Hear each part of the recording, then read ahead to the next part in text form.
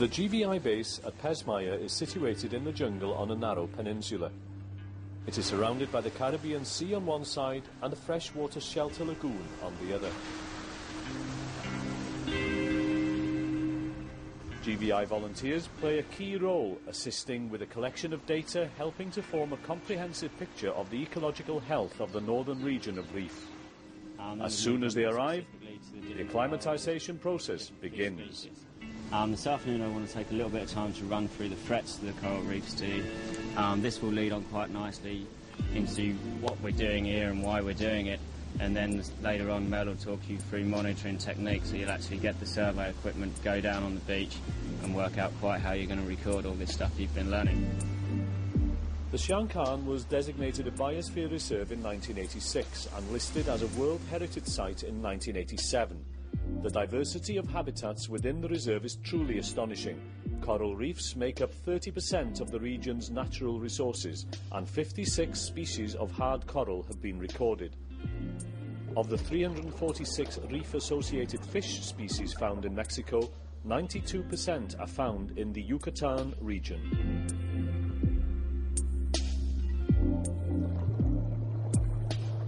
On the marine side, we've got the pelagic area where we've got a lot of the big fish, the sharks, and then coming more inshore, we've then got the coral reef, which is in really good condition here. So we've got a lot of fish species, a lot of coral species, as I said, in really good condition. Inside of that, we've got the seagrasses and the lagoons, and then in the river mouth behind me, that leads into the mangrove system, which is really, really extensive. Slow-growing mangroves, really, really big area, and then inshore of there we've got lowland forest, lowland tropical forest, so lots of different ecosystems, and yeah, it's a really special area. In just 30 years, tourism has developed rapidly in the region. Cancun used to be a small, sleepy fishing village. It now boasts over 800,000 hotel beds and attracts millions of tourists each year. As it spreads south, this rapid development presents several threats to the Shan Khan Biosphere Reserve and the surrounding areas, and the GVI volunteer team provides invaluable support to the pioneering baseline and monitoring survey. The base provides fairly basic accommodation and amenities, but volunteers quickly acclimatise to the conditions and become fully immersed in the exciting opportunities provided by the expedition. There's always a few long faces on the first day when we tell them they've only got 2 buckets of fresh water to wash with. But within a week, all the people that thought they'd never survive it are really getting into it.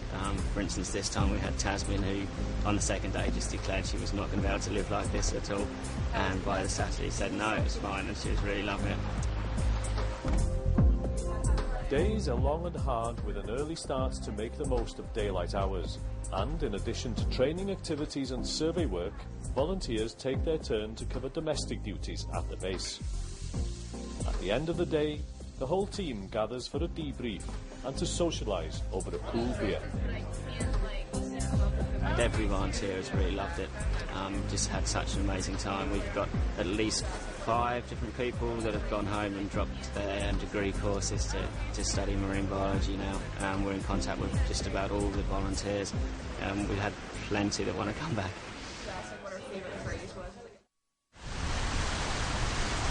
When we get the volunteers here, the first thing we do is take them on a health and safety tour and explain about all the animals that we've got living with us in the jungle, and basically how 30 people can live in a pretty rough jungle base together.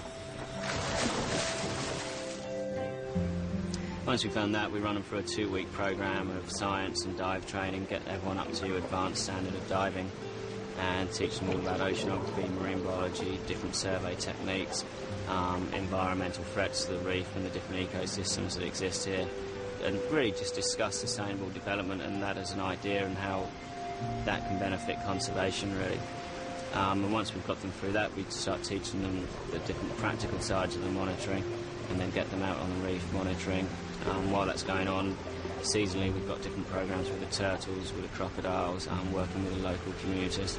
And there's different projects coming up all the time. There's so much need in the local community, and really with these volunteers, they're the ones that are out in the field, so doing all the work. Really, we're just organising them as they work.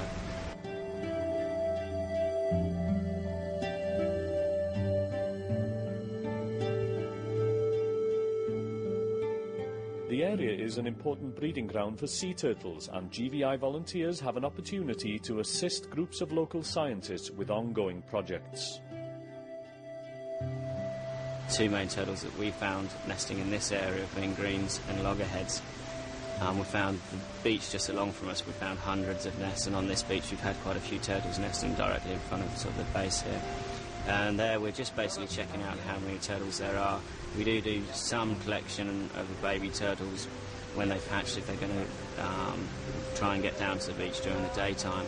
We hold them back and release them at night time just to increase their survival rates.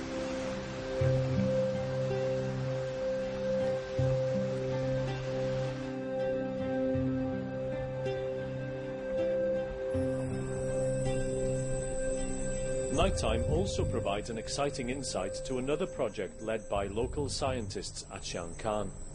This project studies the condition of the crocodile population that lurk in the mangroves and will provide vital information as the team tackles conservation issues and future plans for these fascinating creatures. As well as establishing the size of the crocodile population, the team are looking at their physical condition and monitoring their eating habits. An amazing experience in itself. The main thing that we're trying to do here is work with the local community. All the programs we led have been requested by Amigos de Shankan or Conamp or local fishermen and local guides, and we're trying to work with them to discover ways and help them to get their own businesses together that depend upon the resources within the reserve, and through that then their financial benefits are created by the reserve, and also that they're dependent upon the reserve staying in good condition.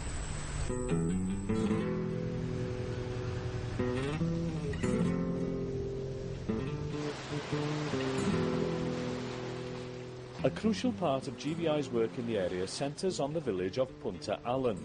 At one time, this was home to many Caribbean pirates, amongst them the infamous Blackbeard. GVI are developing an English language teaching programme that will ultimately assist the local inhabitants to retain control of their own destiny and assist in the protection of the environment as the development of tourism looms ever closer. Where do you come from? ¿Tú de dónde eres? As far as the volunteer opportunity here goes, it's very bright, and I think for the local community, they're so happy to have the opportunity to learn English and to work with us, and we're really happy to be here, so hopefully it's going to be a really long and fruitful relationship. I think it will benefit the reserve and the oceans around here and the marine life a lot. I hope so. It needs to. GVI distinguishes itself by having a proven track record of sending over 500 volunteers away every year for safe, enjoyable, educational and fulfilling experiences. If you would like to learn more about the opportunities that we provide or wish to join one of our expeditions, projects or courses, check out our website or contact us directly at Global Vision International.